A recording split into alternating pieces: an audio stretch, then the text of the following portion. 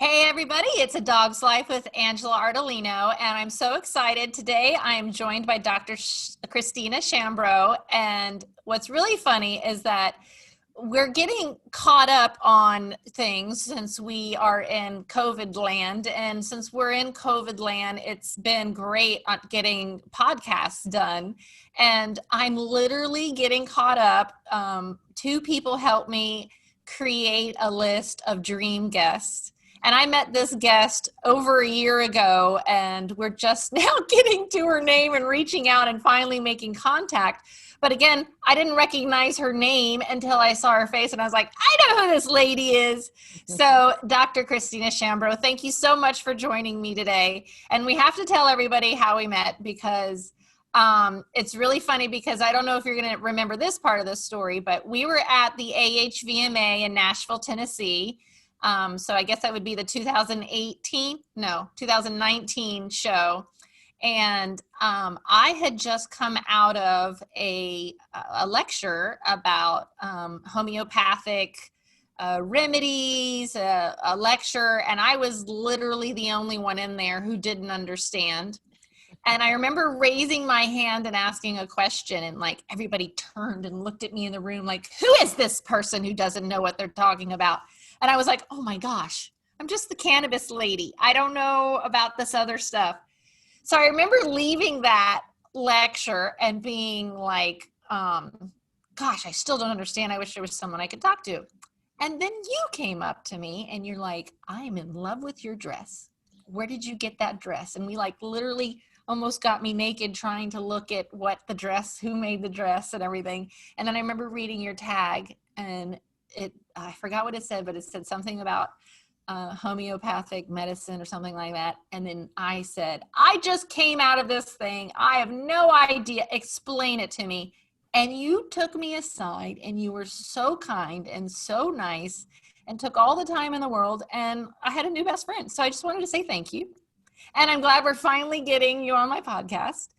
But I want you to tell everybody what homeopathy is and how long you've been practicing it. How did you discover it? And how did it take you to this wonderful place that you're at now? Great. Well, I'm passionate about homeopathy, mostly because it provides a framework for people to understand true health for their pets. Now, I didn't know that at the beginning. It took me 10 years before I learned more about holistic.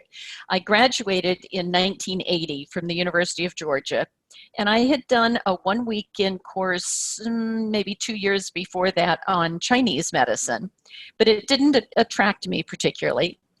And then I had a client tell me about homeopathy and that she was going to a local vet, and she had been using it for a decade or two in her therapy practice. So I called the vet, and he sent me 2 homeopathic medicines.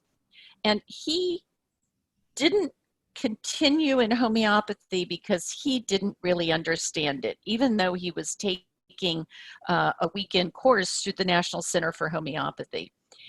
He sent me a medicine and said, these are good for cats with bladder problems. Now, as you pay attention, all of you listening will, at the end of this talk, go, well, he didn't know what he was talking about, because you'll know more than he did by the end of this talk. However, that was all I knew. And I stuck them on the shelf at the clinic, and my boss was seeing a client one day, months later. It was a cat who had bladder problems, and the cat had been on antibiotics for 3 years. And every time they stopped, within 2 days, frequent back to the litter box, and now there were some side effects. They were actually starting to maybe possibly think about putting the cat to sleep. So I said to my boss, here, I've got this, here we go. I've got this homeopathic medicine that Dr. Taman says is good for bladder problems. You want to offer it to the client? And he said, no, but you can offer it. So I walked in and I said, you know, this homeopathic medicine should help bladder problems. She said, well, I'm willing to try it. Tell me more about it. I don't know anything more about it, but this vet up the road has been using it and had good success.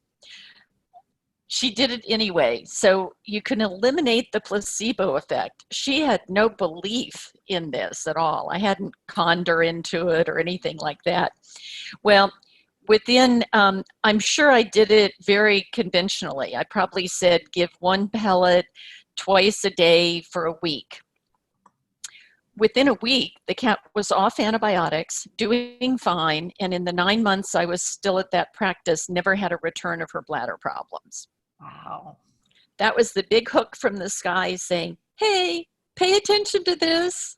So what I love about that story is that that's the same thing that's happening with, cannabis medicine, is that here in Florida, I get the animals that have been given everything, nothing else works. It's a life or death, and I have nothing to lose. And I have a rescue, so that's why I get, so many of them. And I don't have anything to lose. And I literally say they come back to life with a full spectrum, product and a raw or fresh diet. And then absolutely, if they need to be supplemented with other herbs, we do that also, depending on, each individual pet and what they need. So it's kind of funny how it starts that way. When nothing else works. I can't wait till we get to the point where we try those things first, which we do now. We do now. Even more with and cannabis, more. As people are probably tired of hearing me say this, Dr. Trina Hazal, the director of oncology at the VCA in Los Angeles, is using cannabis before she turns to chemotherapy or radiation first. So that is awesome. And the reason that we want to turn to these things first is because they're all natural. Being on antibiotics for 3 years, must have destroyed the cat's gut. Right. And tell me if you agree, most cats with some sort of bladder or urinary or kidney is probably because they're eating a dry kibble diet and not getting, the hydration that they need. But so that started it. You just must have been like, I need to know more. Right. So then I started studying, and Dr. Pitcairn was developing homeopathy for animals around the same time. So I studied with human teachers. I studied with Dr. Pitcairn. Then I started teaching for Dr. Pitcairn. He and I and Jana Rigas created the Academy of Veterinary Homeopathy, which is still going strong today. And most importantly, I started learning and thinking differently about animals. I read Juliet de Berkeley-Levy's book, Herbal Remedies for Pets, and learned about how to think about how pets behave in the wild, and discovered I love to teach. So what homeopathy does is it provides an understanding, a framework for whatever method of treatment you're going to use. Cannabis doesn't work for every animal.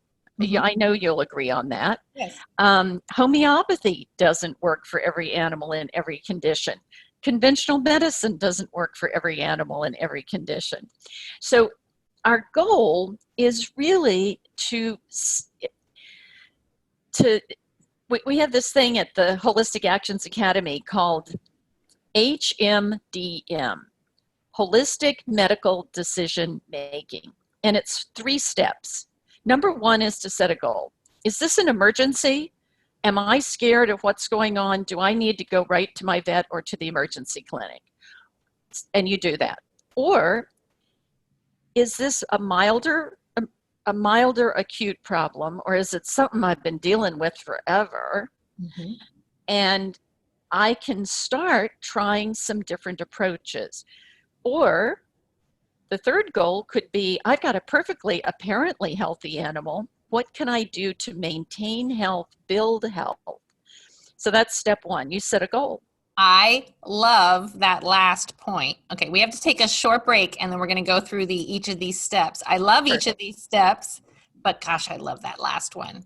being proactive and preventative, because when you know better, you do better. So I know a lot of people have that dog that they lost way too early and they're not willing to do it again. And we are talking about your 3 steps.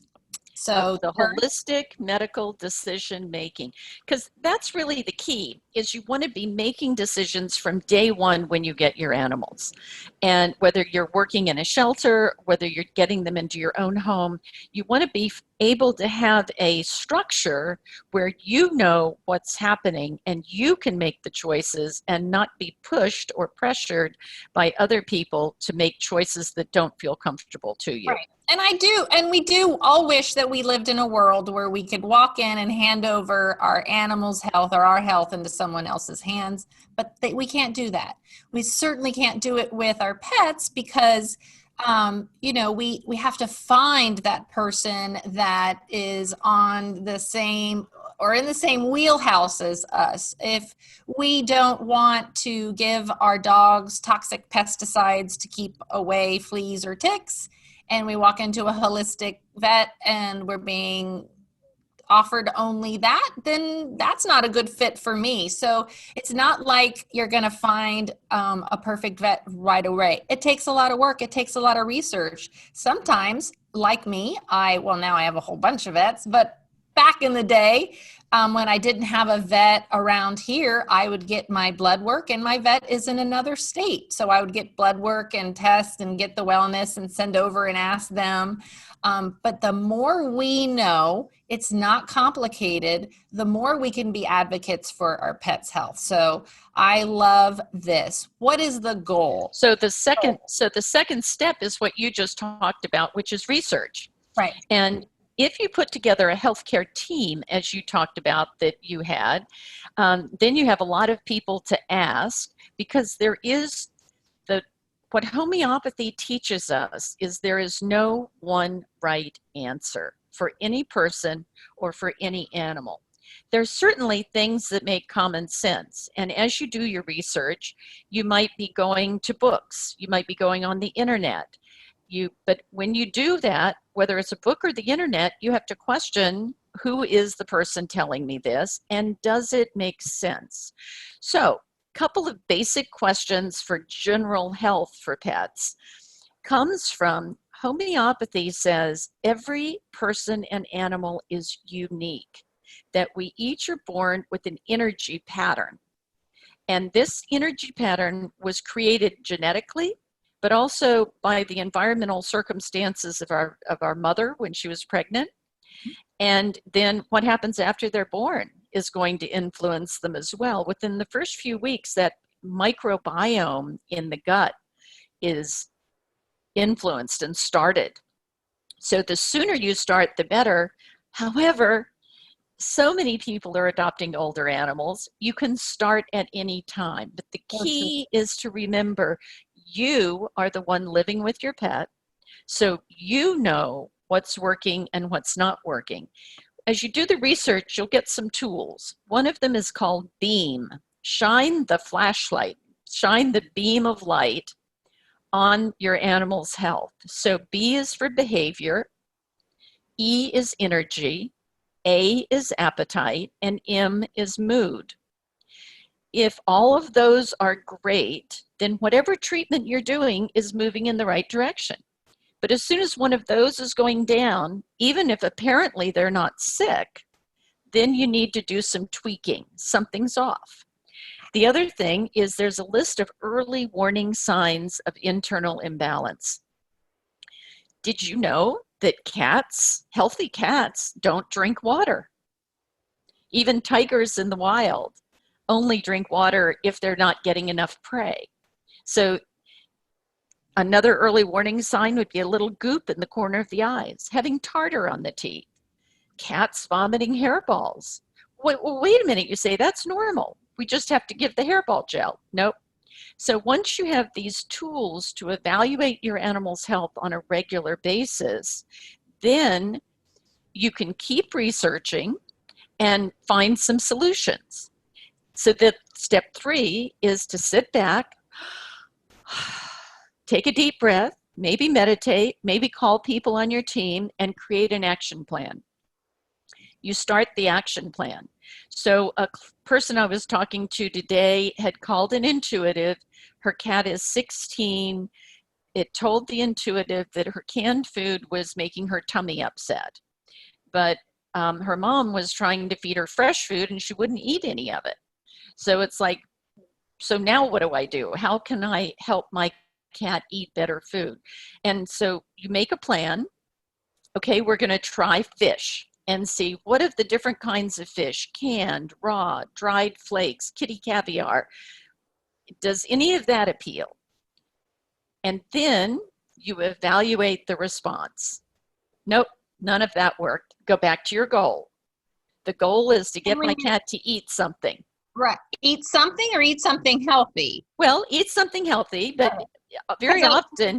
I know a lot of people will turn to something and they'll be like, that's the only thing my pet will eat or won't throw up. And I'm like, okay, well, it's non-food. So let's keep searching till we can find something that's good food and healthy and good for them. So you keep recycling. You go back to your goal. So your goal is to build health and allow the cat to become healthy enough to eat good food. So then you may do more research and you go, oh, look, there's this flower essence company.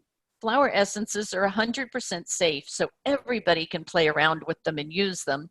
And it has a flower essence for switching foods. So that may help this cat switch to a better diet. So that's the next action plan, is to try that. Next action plan may be to try dairy or egg or different foods. The next action plan may be to work with a homeopath. Now, she asked me, her initial query was, what homeopathic medicine can I give to make my cat eat good food? Well, I had to tell her, each cat is individual. And with homeopathy, we look at 4,000 or more different homeopathic medicines. And we use all the symptoms that the cat is showing now, or dog or person or goat or horse is showing now and has ever had in the past, and their preferences. Do they want to be warm or cold? And this puts together a picture of that internal energy field I talked about initially that everybody comes into this world with. And at this point now, it has twisted. It's not very healthy. And so now we're looking at what medicine fits with all of the symptoms. So we're looking at the totality of everything wrong with the cat, including not wanting to eat different foods. And then we can try a homeopathic medicine. That may or may not work. There are Chinese medicine approaches that may or may not work. Sometimes all it takes is a chiropractic adjustment. I know. Or it may take trying cannabis to see if that shifts their health level. Healthy cats will eat a variety of things. So therefore, you're looking for anything that can improve the health. Now, part of step 3 is really key. With homeopathy, we're taught that whatever treatment is given, whatever lifestyle happens, you can evaluate how it's impacting the person or animal, because only a few things happen. Our bodies don't show us lots of different things. They either move towards a cure, or palliation, which is temporary help, or suppression, which is getting worse. And with palliation, they'll slowly get worse over time, but often they look better right away. Mm-hmm. So your clues are the current symptom. Say you have a dog who comes to you and has been limping and isn't able to walk. Maybe it's one of those with degenerative paralysis and hasn't been able to walk, or a disc disease, and they've tried everything, or they haven't. They decide, I've heard a lot about cannabis and I'd like to try that first. And they come to you. So if they're walking better, you go, oh, good, this is working. But you also have to look at the beam. Are they walking better and feeling better? Are they walking better and their appetite is getting better or normalizing? Could be too much, it'd be normalizing down. Or are they just walking better? Are they walking better and they're no longer vomiting hairballs or the tartar's starting to fall off their teeth? Then you know, even if they're still not walking as well as you want, or maybe there was just a little improvement, but they're better in other ways, stick with the treatment you're doing. Very rarely will any conventional drug produce the overall good effect, even though it's very good at stopping a symptom. So the homeopathic perspective is we want to push the energy field to heal the body itself, not merely stop symptoms. Suppression happens when the symptoms stop and they feel worse overall. Right. So if that ever happens, or it's a very stop the treatment. Right. Now, I love that you say that. If it's temporary, then sometimes you have to wait a little bit and see, is it temporarily good and we just need to do it a little longer? Or because you might not know at the beginning, but if you're paying attention to early warning signs and beam, and then you'll know how you're doing overall. Because again, there is no one right answer. That's so important for everybody to know. And there are many, many different things to try. Like you said, you would do cannabis, but then you may have to do some herbs or some Chinese medicine or some homeopathy in addition.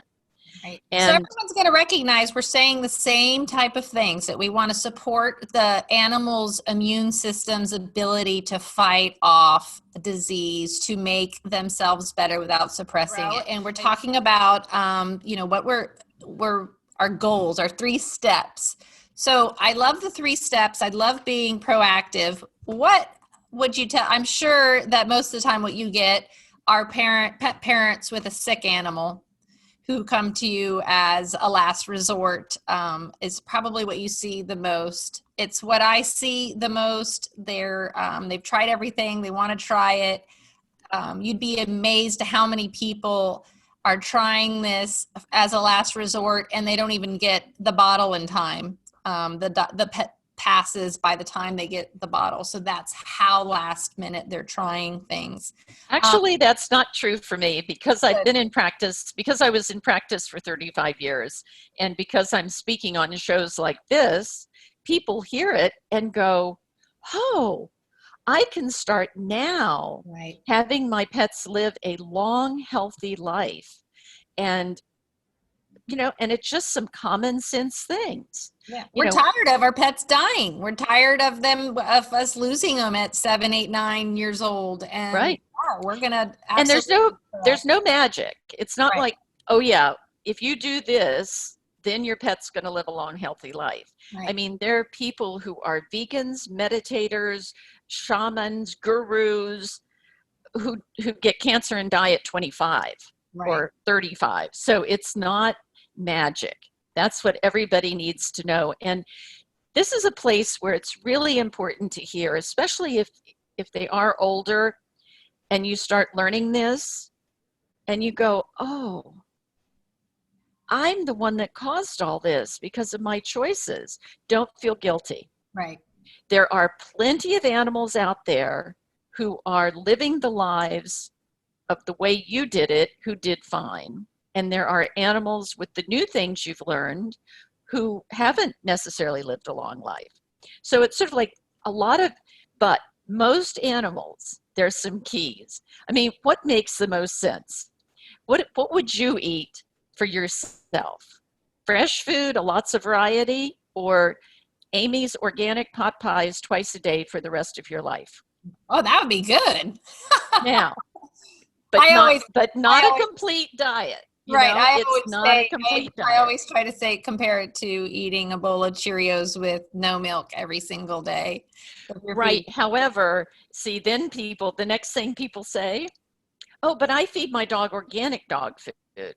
So that's why I use Amy's pot pies. I love it. Because it's close. Right. But the fact is, what's happened is if you go back and look at the books written in the 80s, other than Juliet de Berkeley-Levy's, but Pitcairn's and Anitra Fraser and some others, they were basically looking at the ingredients in pet food and then providing recipes that sort of made pet food and feeding the same thing twice a day. As opposed to, the very best is to integrate what you're eating, and hopefully you're eating healthily, right, with what you're feeding your pets. So if you're having chicken, they eat chicken. If you're having fish, they have fish. right. And number two is to help the planet, so we're not continually raising meat to feed animals, is to look for and encourage your pets to eat the parts of the prey animal that that Americans don't eat. Things like tongue, chicken feet, chicken heart, fish heads, fish tails, all of those are excellent. So we're not doing a talk on diet today. You've got many others, but just the point I'm making is common sense and observe your animal. Some thrive on raw, some need cooked, some need warming foods, some need cooling foods, some need grains, some don't want grains. So use common sense and go through those steps. I'm going to try this. Let's see how it works. If I'm getting cure and we're getting better and better overall, stick with it, but keep exploring possibilities. Then the second thing is toxins. Toxins are so horrendous numbers of toxins out there. A lot of them you don't have any choice about. Many places you live have smart meters that are continually shooting in EMFs. You may live near EMF lines. So sometimes you don't have a choice against all of the toxins, but you can stop vaccinating for anything except rabies. The vaccines last a lifetime. You can't, and most of them aren't very effective anyway. Right. But you do need to stay current on your rabies unless your animal's very ill, and then you get your holistic vet to write an exception if the state will allow that. Yeah. And don't use flea and tick chemicals. There's so many different options. I've got a book a on whole Kindle. book. Yeah. I wrote a book that you can get on Kindle on natural ways for fleas. And it is possible. I have a rescue farm. I have 9 dogs. I have dogs coming in and out on a regular basis, boarders, fosters, and we finally have our flea problem under control naturally. And the thing that saved us were those amber necklaces, the Baltic amber necklaces. Every person in every place have different solutions. The key for fleas more than ticks is healthy animals just don't get fleas. So you don't need to do anything once you maintain health. And if I had one, they wouldn't stay her, but they bit her and left. And she was so allergic. And then we have a little dog that they do, but I could not, But that's because she wasn't healthy. Probably. See, because if an animal is allergic to a flea bite, that means they're not healthy. And the same thing for ticks. It's absolutely fine for an occasional tick to bite your dog or cat. And certainly you want to avoid that if possible, and there are many ways to do that. But a healthy dog or cat will be very unlikely to get any of the diseases associated with the tick. And that's because their immune system is healthy and operating. So it's kind of like a suit of armor that, if they do get something, their immune system's like, yep, nope, get out of here. Absolutely. And it's even more than the immune system, because the immune system is just part of the body. We have the immune system, we have the microbiome, we have each of the organs. And so it's really the energy field that's keeping everything healthy. And that's why you need to continually recheck and see how are they doing. The other thing that's crucial that a lot of people ignore, especially in cats and small dogs, is exercise, physical and mental. Cats can be trained to do agility, high fives, roll on their back. Just go watch America's Got Talent. I watch that all the time, and they have dogs and cats and chickens and a pig. Any animal can really be trained, and they love it. And each one needs an appropriate mental and physical exercise for who they are. They are different. You They don't are expect the so same different. thing from you don't expect the same thing from each one by any means. Nope. So They're just like children. Every single one are completely different, like they're different things, have different talents, have different, things that they can't do. We're out of time, but I want people to be able to find you. I know that they can book a consultation with you. I know that they can take classes. Where do they find you? Tell our listeners, please. So my website is ChristinaChambreau.com, and they can check me out there, see if they're interested. My email, if they want to go straight to email, is healthyanimals@aol.com. And then I highly recommend checking out holisticactions.com. Yeah, I'm going to have you come on and talk about that. I love it. Holisticactions.com is basically, if you are a pet parent and want to learn, this is where you go. It's a beautiful site. I love the information. I know there's classes that I'm going to sign up for. I can't wait. Thank you for offering that. We're going to have you back on so that we can talk about that. I know you're going to join me for some Facebook Lives because you have so much information, and this certainly wasn't long enough. But thank you so much for joining me. Oh, you are so welcome.